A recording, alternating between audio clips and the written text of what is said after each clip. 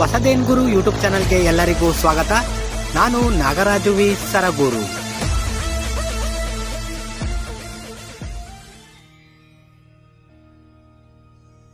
ಇಂದಿನಿಂದ ಧನುರ್ಮಾಸ ಶುರುವಾಗಿದೆ.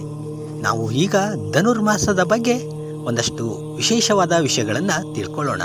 ಅದಕ್ಕಿಂತ ಮುಂಚೆ ನನ್ನ ಹೊಸದೇನ್ ಗುರು ಯೂಟ್ಯೂಬ್ ಚಾನಲನ್ನು ಸಬ್ಸ್ಕ್ರೈಬ್ ಮಾಡ್ಕೊಳ್ಳದೆ ನೋಡ್ತಾ ಇದ್ದರೆ ಫ್ರೀಯಾಗಿ ಸಬ್ಸ್ಕ್ರೈಬ್ ಮಾಡ್ಕೊಳ್ಳಿ, ಲೈಕ್ ಮಾಡಿ, ಎಲ್ಲರಿಗೂ ಶೇರ್ ಮಾಡಿ. ಧನುರ್ಮಾಸವೆಂದರೆ ಎಲ್ಲ ದೇವಾಲಯಗಳಲ್ಲೂ ಬ್ರಾಹ್ಮಿ ಮುಹೂರ್ತದಲ್ಲೇ ಪೂಜೆ ನಡೆಯುವುದು ಇಂದಿನಿಂದಲೂ ಪಾಲಿಸಿಕೊಂಡು ಬಂದ ಸಂಪ್ರದಾಯ.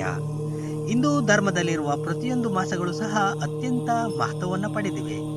ಆಯಾಯ ಮಾಸಗಳಿಗೆ ಅನುಸಾರವಾಗಿ ಆಚರಣೆಗಳು, ಸಂಪ್ರದಾಯಗಳು, ದೇವರ ಪೂಜಾ ವಿಧಿವಿಧಾನಗಳ ಮೂಲಕ ಜೀವನವನ್ನು ಹೇಗೆ ನಡೆಸಬೇಕೆನ್ನುವುದರ ಸಾರವನ್ನು ತಿಳಿಸಿಕೊಡುತ್ತದೆ. ಮಾಸಗಳು ಬದಲಾದಂತೆ ವಾತಾವರಣವೂ ಬದಲಾಗುತ್ತದೆ. ಇದಕ್ಕೆ ಅನುಗುಣವಾಗಿ ಮನುಷ್ಯನ ದೇಹವು ಒಗ್ಗಿಕೊಳ್ಳಬೇಕೆನ್ನುವ ವೈಜ್ಞಾನಿಕ ಹಿನ್ನೆಲೆಯು ಮಾಸಗಳಲ್ಲಿ ಬರುವ ಆಚರಣೆಗಳ ಹಿಂದಿನ ರಹಸ್ಯವಾಗಿದೆ. ಸೌರಮಂಡಲದ ರಾಜನಾದ ಸೂರ್ಯನು ಒಂದು ರಾಶಿಯಿಂದ ಇನ್ನೊಂದು ರಾಶಿಗೆ ಸಂಚರಿಸುತ್ತಾನೆ. ಈ ಸಂಚಾರಕ್ಕೆ ತೆಗೆದುಕೊಳ್ಳುವ ಅವಧಿ 1 ತಿಂಗಳು. ಡಿಸೆಂಬರ್ 16ರಂದು ಸೂರ್ಯನು ಧನುರ್ ರಾಶಿಯನ್ನು ಪ್ರವೇಶಿಸಿದ್ದು ಮಕರ ರಾಶಿಯನ್ನು ಪ್ರವೇಶಿಸಲು 1 ತಿಂಗಳ ಕಾಲವನ್ನು ಪಡೆಯುತ್ತಾನೆ. ಈ ಅವಧಿಯನ್ನೇ ಧನುರ್ಮಾಸ ಎಂದು ಕರೆಯುತ್ತಾರೆ. ಈ ಮಾಸವು ಶುಭಕರವಲ್ಲವೆಂದು ಮದುವೆ, ಗೃಹ ಪ್ರವೇಶ ಮುಂತಾದ ಕಾರ್ಯಕ್ರಮಗಳನ್ನು ಮಾಡಲಾಗುವುದಿಲ್ಲ. ಬದಲಾಗಿ ಈ ಮಾಸ ಪೂರ್ತಿ ವಿಷ್ಣುವಿನ ಆರಾಧನೆಯಲ್ಲೇ ಕಳೆಯುತ್ತಾರೆ. ಉತ್ಥಾನ ದ್ವಾದಶಿ ಎಂದು ಯೋಗ ನಿದ್ರೆಯಿಂದ ಏಳುವ ಮಹಾವಿಷ್ಣುವಿಗೆ ಧನುರ್ಮಾಸವು ಅರುಣೋದಯದ ಕಾಲವೆಂದು ಹೇಳಲಾಗುತ್ತದೆ. ಹಾಗಾಗಿ ಧನುರ್ಮಾಸವು ಶ್ರೀಹರಿಯ ಪೂಜೆಗೆ ಶ್ರೇಷ್ಠವಾದ ಕಾಲವೆನಿಸಿಕೊಂಡಿದೆ. ಶೈವ ಆರಾಧಕರು ಧನುರ್ಮಾಸದಲ್ಲಿ ಶಿವನ ಆರಾಧನೆಯನ್ನು ಮಾಡುತ್ತಾರೆ. ಧನುರ್ಮಾಸದ ಮಹತ್ವ: ಬ್ರಾಹ್ಮಿ ಮುಹೂರ್ತದಲ್ಲಿ ಚುಮು ಚಳಿಯಲ್ಲೇ ಎದ್ದು ಸ್ನಾನಾದಿಗಳನ್ನು ಮುಗಿಸಿ ನಕ್ಷತ್ರಗಳು ಇನ್ನು ಒಳೆಯುತ್ತಿರುವಾಗಲೇ ದೇಗುಲಗಳಲ್ಲಿ ಮುಂಜಾನೆಯ ಪೂಜೆಯು ಆರಂಭವಾಗಿ ಸೂರ್ಯೋದಯಕ್ಕಿಂತ ಮುನ್ನವೇ ಮುಕ್ತಾಯವಾಗುವ ಮಾಸವಿದು. ಇದನ್ನು ಧನುಪೂಜೆ ಎಂದು ಸಹ ಕರೆಯಲಾಗುತ್ತದೆ. ಇದರ ಹಿಂದೆ ಕಾರಣವೂ ಇದೆ. ದೇವತೆಗಳಿಗೆ ದಕ್ಷಿಣಾಯನವು ರಾತ್ರಿಯ ಕಾಲ, ಉತ್ತರಾಯಣವು ಹಗಲಿನ ಕಾಲ.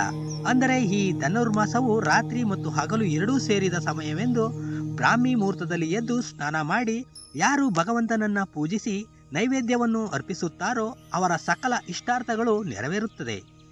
ಧನುರ್ಮಾಸದಲ್ಲಿ ವಿಶೇಷವಾಗಿ ಮುಂಜಾನೆ ಶ್ರೀ ವಿಷ್ಣು ಸಹಸ್ರನಾಮವನ್ನು ಪಾರಾಯಣ ಮಾಡಿ ಪುರುಷ ಸೂಕ್ತಂ, ಶ್ರೀ ವಿಷ್ಣು ಸೂಕ್ತಂ ಅಥವಾ ನಾರಾಯಣ ಉಪನಿಷತ್ತನ್ನು ಪಠಣ ಮಾಡಲಾಗುತ್ತದೆ. ಕೆಲವರು ಮಹಾವಿಷ್ಣುವಿನೊಂದಿಗೆ ಮಹಾಲಕ್ಷ್ಮಿಯನ್ನು ಪೂಜಿಸುತ್ತಾರೆ. ಹೀಗೆ ಪೂಜಿಸುವುದರಿಂದ ಸಂಪತ್ತು ಒಲಿಯುವುದೆಂದು ಹೇಳಲಾಗುತ್ತದೆ. ಹಿಂದೆ ದೇವರಾಜನಾದ ಇಂದ್ರನು ರಾಜ್ಯವನ್ನು ಕಳೆದುಕೊಂಡಾಗ ಸಚೀದೇವಿಯ ಹುಗ್ಗಿಯ ನೈವೇದ್ಯವನ್ನು ಮಾಡಿ ವಿಷ್ಣುವಿಗೆ ಸಮರ್ಪಿಸಿ ಶ್ರೀಹರಿಯೊಂದಿಗೆ ಮಹಾಲಕ್ಷ್ಮಿಯನ್ನು 12 ನಾಮಗಳಿಂದ ಸ್ತುತಿಸಿದರಂತೆ.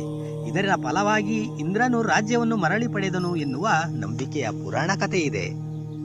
ಧನುರ್ಮಾಸದ ಆಚರಣೆ: ಮುಂಜಾನೆ ಬ್ರಾಹ್ಮಿ ಮುಹೂರ್ತದಲ್ಲಿ ಎದ್ದು ಸ್ನಾನಾದಿ ಕರ್ಮಗಳನ್ನು ಮುಗಿಸಬೇಕು. ಸೂರ್ಯೋದಯಕ್ಕಿಂತ ಮೊದಲೇ ದೇವರ ಪೂಜೆ ಮುಗಿಸಬೇಕು.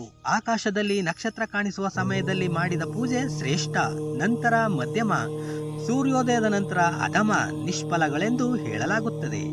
ಪ್ರತಿನಿತ್ಯ ದೇವರಿಗೆ ನೈವೇದ್ಯವಾಗಿ ಉದ್ಗಾನ್ನ ಅಂದರೆ ಹುಗ್ಗಿಯನ್ನ ಅರ್ಪಿಸಬೇಕು. ಪಾರಾಯಣವನ್ನು ನೈವೇದ್ಯ ಅರ್ಪಣೆಯ ನಂತರವೂ ಮಾಡಬಹುದು.